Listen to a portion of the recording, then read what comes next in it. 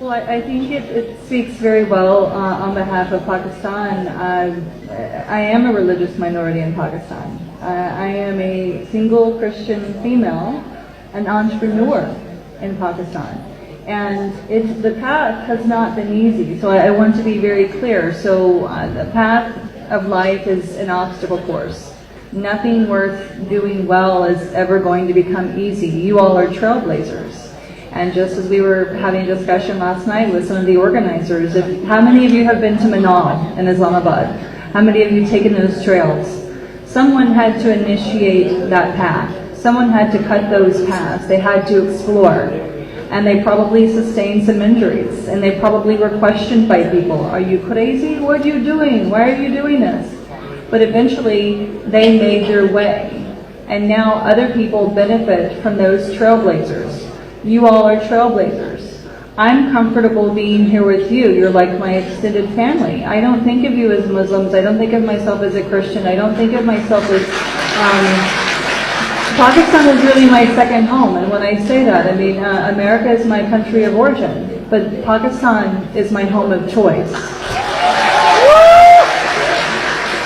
So what I would simply encourage is to ask questions and engage with me on social media. I'm always encouraging questions, and if I don't know the answer to the question, I will always say, I don't know, but let's find out together. This is a learning process, okay? And one of the things that I would always encourage is that we should never be afraid to admit when we've made mistakes or when we were wrong. There have been times where I have misspoken on social media. I try to conduct myself online as I am in person. In other words, the person that you see on Twitter or Facebook should be very similar to the person that you meet in person. Now, I am a human. I sometimes get frustrated. I make mistakes. I have used abuses. That's the truth of the matter. But if I make a mistake in public, then I always work to correct that mistake and use my words very carefully, asking questions and engaging, modeling the desired behaviors. In other words, I don't want someone to misjudge me because I'm an American based on American foreign policy, right?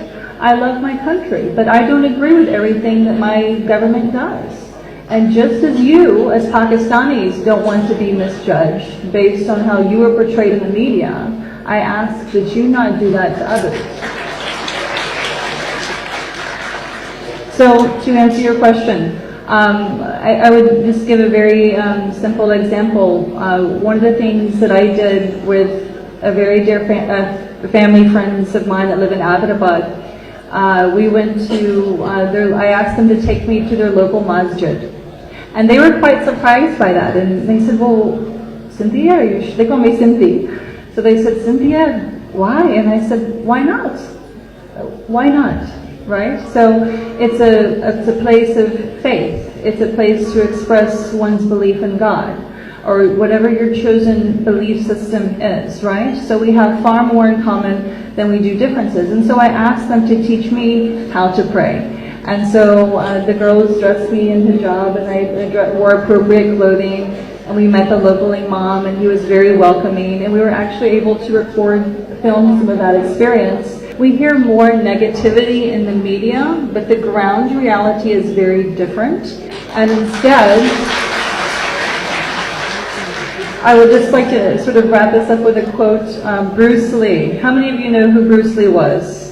Of course, yes, you know. Famous martial artist, a brilliant man. He passed away in Hong Kong a number of years ago, but he made a very good point. If we are emotionally reactive, I'm from the South in the United States, so we tend to be a little bit more emotional, very much like a South Asian culture. But if we allow people to control us via our emotions, they control us. We must not let that happen. So if someone tries to poke you, just simply say, peace be upon you. Right. Respond with reasoning. When I've been attacked by trolls unfairly. I've been called so many different things. You can't imagine how many things I've been called, and it's not true. But what can I do? I understand that these individuals either are bored, they have a mental unwellness, or they're on a paid agenda. But that's not my business. What I know is that it is not their place to judge me. It is only Allah's place to judge me.